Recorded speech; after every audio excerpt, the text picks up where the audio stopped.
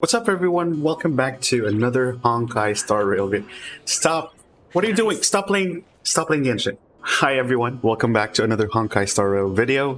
Today, I'm going to tell you about one of the biggest mistakes I've ever done on my account so far that is, I think, hindering my progress with the game. So that is with regards to pre-farming for your characters. Now, I know a lot of content creators have already gone through most of this stuff, but I want to push this out even more, particularly because I just recently got to TL42. Actually, it was originally at 40 last night, but of course I used my fuel, and right now I'm already at 42, as you can see. But instead of me being able to farm for not artifacts, I'm sorry. Me not being able to farm for relics is actually hindering my progress. There was a lot of time between TL 30 to 40 where I had time to actually just look at other characters and possibly build them, and that's what I did. I actually have way too many characters built, and while some of them I will eventually use because you are going to need multiple units for Forgotten Hall and eventually Memory of Chaos, I feel like I'm not going to need all of them. And I don't particularly need them right now. So now that I'm particularly farming for like relics, or at least I want to farm for relics, I really can't do that because right now I don't have my characters fully decked out in terms of their light cones, in terms of their traces and all that good stuff. I would say that you can exempt Sela because I already tried to max her out as soon as I hit TL 40. And so you'd see that she's already at level 6 talent, and as well as she already has her bonus ability also unlocked, as well as the extra node that comes with it. But if you look at my other characters, particularly Tingyun, Bailu, and Fire MC, they don't really have their traces and light cones leveled up yet. Now I can of course level this up, but everything is going to need to be ascended as well, coming into 50 to 60, right? And these cost a lot of trailblaze power to actually get. Now, the thing is, I was under the impression that once you hit TL 40, that you would need, or that you would require less runs because you will actually start getting more blues instead of just the greens. That's not entirely the case.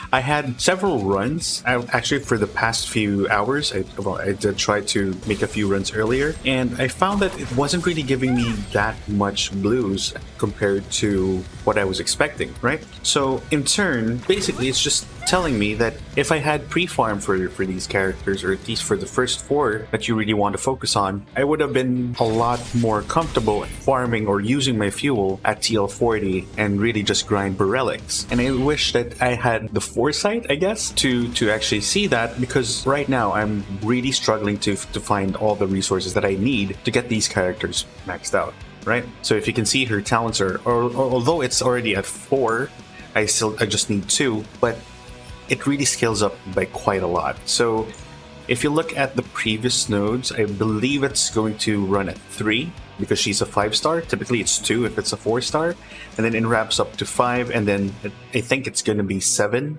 or 8 for the next level. Now we can definitely check that through her. Yeah, so it's going to be 7 if it's for a 5-star character from level 5 to level 6. So it's going to cost you a lot of trailblaze power.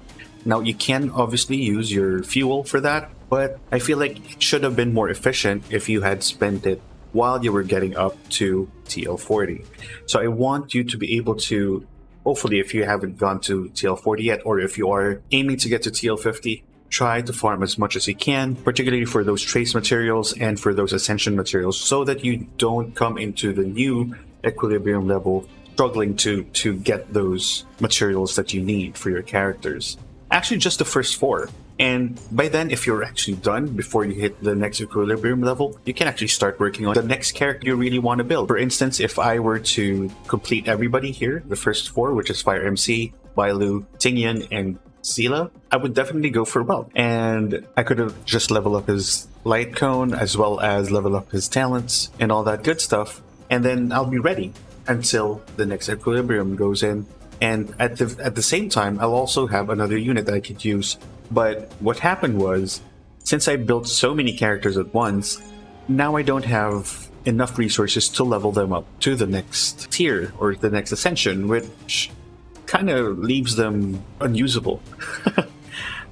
Because most of them are actually just level 40. And so some of them, although some of them are level 50, like Serval and Natasha, not being able to level up their traces, particularly for Natasha, where she gets most of her utility from her heals, is I feel like a big efficiency loss.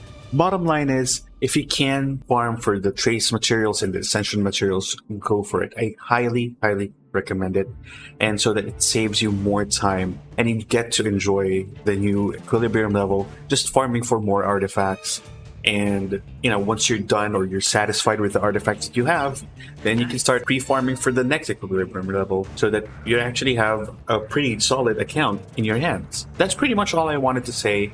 I know it's a pretty roundabout way of saying just farm for your traces and farm for your ascension materials.